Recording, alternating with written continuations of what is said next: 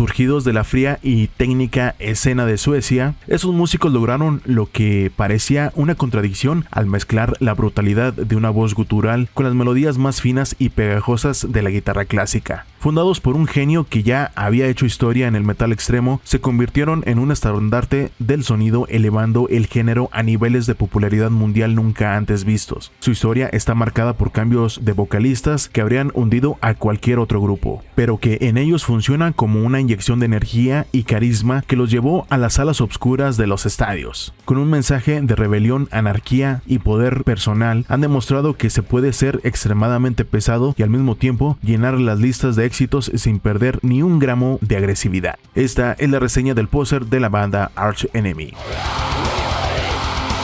La banda surgió en 1995 en Suecia, donde el cerebro detrás de todo fue el guitarrista Michael Amott, quien acababa de salir de la legendaria banda Carcass, y junto a él estaba su hermano Christopher Amott, también en la guitarra, así como el baterista Daniel Erlandsson y la voz de Johan Livia. Amott buscaba un sonido que uniera la agresividad del death metal con la melodía técnica del heavy metal tradicional de los 80. Sus inicios fueron rápidos debido a la fama previa de Michael. Escalaron posiciones de inmediato en Japón y Europa, donde el público quedó impactado por el duelo de guitarra entre los hermanos Amott. Sin embargo, el gran conflicto inicial fue la voz de Johan Livia, que aunque era icónica, carecía de la potencia y el carisma que Michael buscaba para conquistar la escena metalera. Esto llevó a la decisión más arriesgada y exitosa de su carrera, al reemplazar a su amigo de la infancia por una mujer alemana que cambiaría el metal para siempre.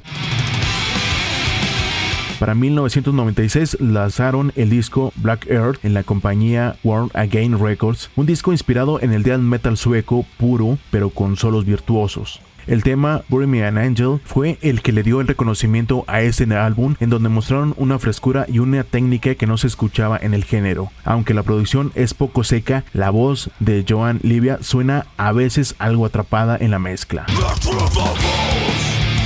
En 1998, la reconocida compañía Century Media decidió firmarlos y lanzaron el disco Stigmata, un disco en donde la técnica se afina y es inspirado en una mayor complejidad musical y progresiva, en donde destaca el tema Best of Man, en donde los hermanos Amott demuestran que son los mejores guitarristas del género.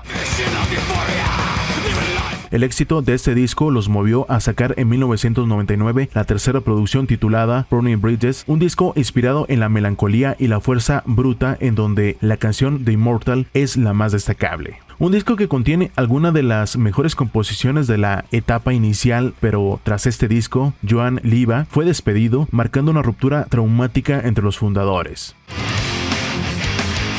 Para la siguiente producción, lanzada en el 2001, fue incorporada Angela Gossow en la voz, quien se encargó de dar vida al disco Wedges of Sin, un disco que fue inspirado en la renovación y el desafío. Angela demostró que una mujer podía tener la voz más brutal que muchos hombres y quedó plasmado en la canción Revenues, tema que lanzó el disco al estrellato mundial. La sustitución de Johan Livia por Angela Gossow en el 2000 no fue aceptado para muchos fanáticos, quienes no creían que una mujer pudiera liderar una banda de death metal, aunque ella los cayó a todos con su talento. El disco Anthems of Rebellion, que fue lanzado en el 2003, lanzaron los himnos de combate. Fue un álbum inspirado en la protesta social y la anarquía, y la fuerza de esta protesta se mostró con el tema We Will Rise. Este disco presentó una producción masiva y fue perfecto para llenar conciertos individuales o en festivales, a pesar de que muchos aseguraban que la estructura de las canciones se volvió un poco más simple y predecible. El disco Doomsday's Machine fue lanzado en el 2005 y fue considerado como la continuación de su disco anterior, el cual se inspiró en el fin del mundo y la tecnología obscura. Un disco en donde destaca el tema Nemesis, el cual contiene unos riffs más icónicos y pesados. Tras la producción del disco se produjo una ruptura temporal, pues Christopher Amott dejó la banda poco tiempo después, alegando cansancio y dejando un hueco difícil de llenar en los solos. Pero su salida fue solo temporal, pues en el año 2007, tras el lanzamiento del disco Rise of the Tyrant, regresó con la banda para presentar un disco inspirado en la tiranía y el control. Este fue un disco más técnico y rápido de la etapa de Angela, en donde destaca la canción Nightfall Fast. En el 2011 se lanzó el disco Chaos Legions, una producción inspirada en la rebelión callejera y los derechos de los animales. Fue un disco muy largo y variado, con mucha personalidad, en donde el cántico principal fue el tema Yesterday is Dead and Gone. Sin embargo, tras este disco, Angela se retiró de los escenarios para ser la manager de la banda, y Christopher Amott se fue definitivamente. Muchos esperaban la caída de la banda tras la salida de su emblemática vocalista, pero para el disco War Eternal, que fue lanzado en el 2014, debuta Alissa White-Gulls, quien trajo una energía escénica brutal y un rango vocal impresionante. El cambio de estilo visual fue tan fuerte que algunos sintieron que se volvieron una banda prefabricada, pero aún así destacó el tema War Eternal, un tema inspirado en la lucha eterna por el poder. El disco Will the Power, que se lanzó en el 2017, es una producción inspirada en la filosofía y el poder individual. En este álbum se incorporó Jeff Loomis en la guitarra, quien ha tratado de ocupar el vacío que dejó Christopher Amott. Fue el primer disco donde metieron voces limpias, lo que enfureció a los puristas del death metal, pero aún así tiene temas destacables como The World Is Yours. El disco Deceivers del 2022 se inspiró en la traición y la manipulación moderna, un disco en donde Alissa demuestra que es la vocalista más completa de la escena actual y queda plasmada con el tema Handshake with Hell. Tras este disco se anunció la salida de Jeff Loomis, lo que fue una decepción masiva, ya que Michael Amott apenas le permitía componer. Los seguidores estaban furiosos porque uno de los mejores guitarristas del mundo estuvo años en la banda sin que Michael Amott le dejara escribir ni un solo tema principal. También se les ha criticado por volverse una empresa muy controlada, alejándose de la espontaneidad del metal.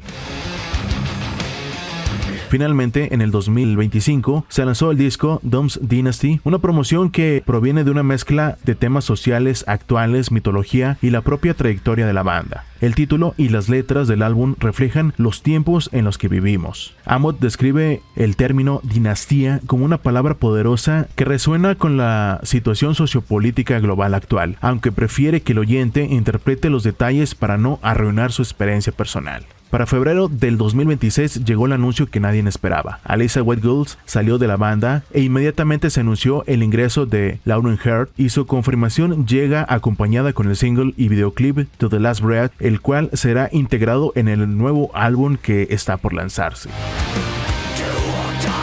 Arch Enemy es una de las bandas más aceptadas por el público masivo, logrando meter el death metal en festivales no metaleros. Los músicos los respetan por su técnica, pero los seguidores del metal extremo original a veces los rechazan por ser demasiado melódicos o comerciales. Sin embargo, su estatus como leyenda del metal contemporáneo es indiscutible. La banda ha demostrado que la evolución es la clave para no morir. Ha sabido cambiar la piel en el momento justo, y bajo la visión de hierro de Michael Amott siguen siendo un tanque de guerra. Su legado es haber profesionalizado el metal extremo y haber abierto la puerta de par en par a las mujeres en el género con una fuerza arrolladora. Hoy siguen en la cima, demostrando que el enemigo siempre está ahí, pero ellos tienen las mejores canciones para combatirlo.